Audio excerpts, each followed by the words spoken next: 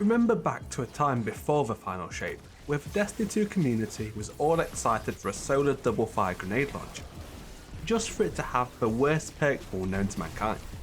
Thankfully, this has now changed, and the updated roles available are actually ideal for where this weapon should be used, in part of a damage rotation. So these new options. In column 3 there's reconstruction and grave robber, and in column 4 Vorpal Weapon or bait and switch. For column 3, honestly, reconstruction is kind of a no-brainer. This is functionally auto-loading holster, which was much requested, but with the additional benefit of overflowing the magazine if there is a longer downtime between use. Most of the time though, a single shot refill will be sufficient. Reconstruction also benefits a lot from enhancing, reducing the refill time to 3.5 seconds down from 4 seconds. Column 4 however is where there's a more interesting choice. Between the two newly added perk options, Vorpal Weapon versus bait and switch. Vorpal is simple enough, an always active 15% damage bonus against bosses. Bait and switch requires hits of all 3 weapons in recent succession, but will grant a 30% damage bonus for 11 seconds before needing to be refreshed. So the question becomes, how many shots will bait and switch actually be active for in a regular damage rotation? There's 2 types I want to check. Using Wildstyle as a bait and switch activator, something like Izanagi and Apex, and using Wildstyle as the only bait and switch weapon, this time with Supremacy and Dragon's Breath.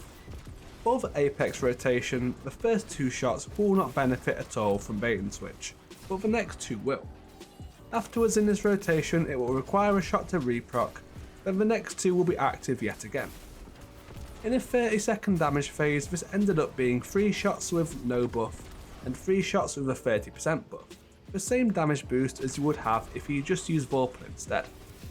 Honestly, in this kind of rotation I would just take Vorpal, as if there's any mistakes or the buff expires at just the wrong time, you might actually be worse off.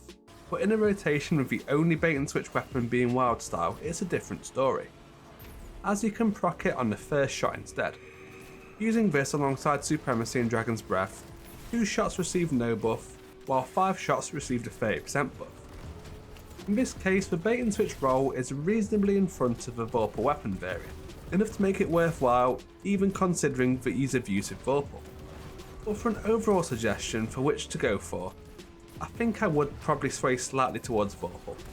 Realistically, the Izanagi alongside a bait and switch Apex will probably be a go-to Wildstyle rotation, and Vorpal makes more sense here for consistency.